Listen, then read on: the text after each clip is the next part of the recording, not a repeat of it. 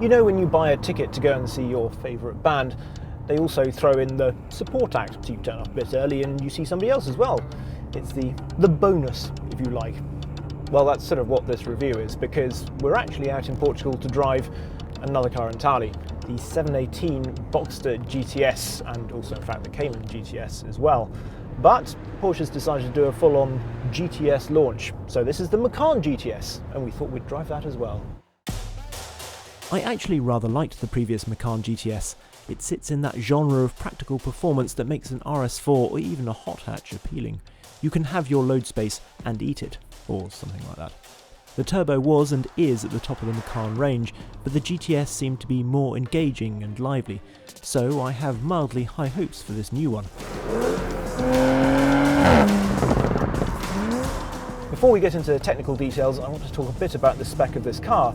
Now, you might think it's about as bling as you could get because it's Miami blue, which is I actually rather like, and it's got the 21-inch wheels on it, also in silver rather than the standard black.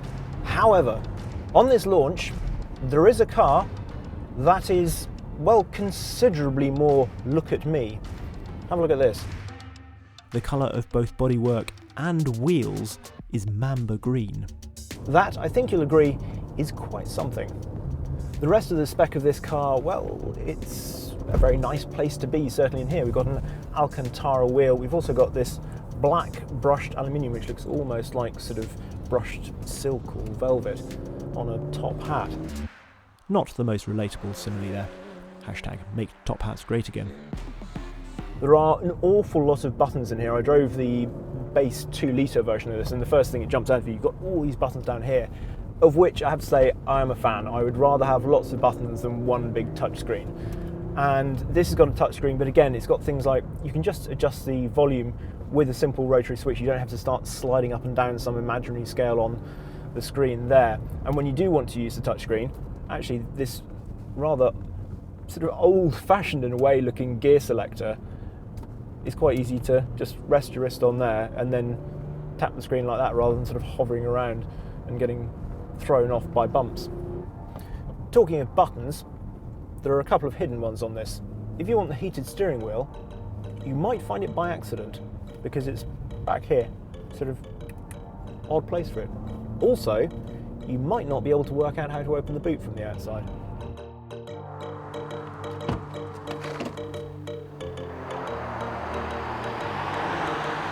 The best things about this interior though are the 8-way adjustable sports seats. They don't look like sort of bucket seats, they're not sort of one-piece backs or anything. You've got these headrests that are separate, but you get into them and they instantly just hold your abdomen perfectly. Anyway, this new Macan has got a 2.9-litre turbocharged V6. Now you might remember the old Macan had a 3-litre turbocharged V6. The difference with this is the turbocharged had moved into the centre of the V, the so-called hot V, like you get with the Mercedes ubiquitous 4-litre engine. The advantages of that, in case you don't know, are that essentially it shortens the path from the exhaust side of the engine into the turbochargers, meaning they should respond more quickly. And this is certainly a very responsive engine.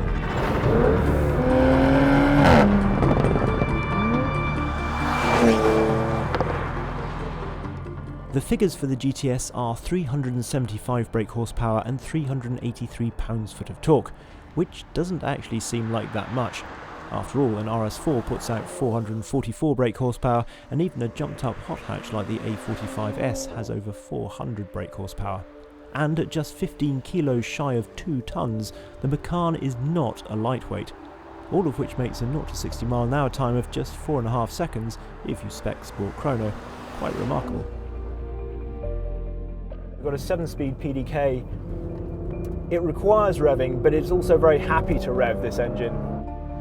And it feels like that is where the GTS's speed comes from. You really have to use the gears and live in the top end of the rev range rather than leaning on any low-down torque. It makes it feel lively and alert, which is nice. One area that this engine isn't quite as good as the old turbocharged V6 is the sound. It's not bad, you still get some pops and crackles on the overrun on a trailing throttle into the corner, but a bit like the current new Cayenne, that V8 doesn't sound as good as the old V8 in that. I think some of it obviously must come down to the GPFs, the gas particulate filters that are now fitted to this car, and it just muffles the sound a bit, takes away particularly I think some of the bass it feels like of the noise, which is a shame, but there we are. And what about the handling? Well, that's a real surprise in many ways, because when you know that this car weighs nearly 2 tons, the fact that it does shrink around you is quite extraordinary.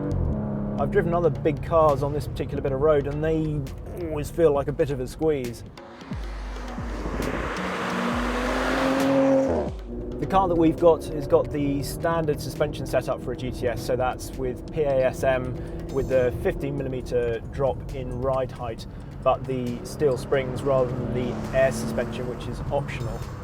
Certainly, I don't think you need the air suspension for any extra ride comfort. This has been really very impressive. There's been quite a lot of cobbles in some of the towns and roadworks and broken surfaces, and this is ridden with aplomb. When you ramp up the pace with a Sport Chrono, you get this little dial down here for Sport and Sport Plus. They say Sport Plus is really only for track, but on the road, I think actually you still need the Sport Plus setting just to really tie it all down. In Sport, particularly over the big bumps, you feel a bit of the weight still. It can be quite nice in terms of feeling the roll and stuff, but you still get that with Sport Plus. You just get more control as well. And that's when this is certainly at its most impressive. You can really lean on the front end. There's none of that sense of it just wanting to plough on. It really gets into corners. And actually with the PTV Plus, the Porsche Torque Vectoring, you can drive it on the exit as well.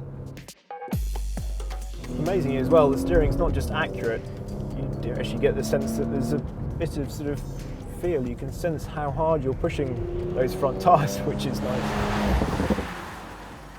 Overall, I still quite like the new Macan GTS, but I can't say it reaches guilty pleasure status like the old one did.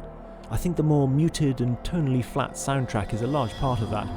However, what remains true is that this is a car that shouldn't be dismissed because of its on-paper numbers. 375 brake horsepower pushing 2 tons might not sound like a very sporty recipe, but the reality is much more rapid than you'd think.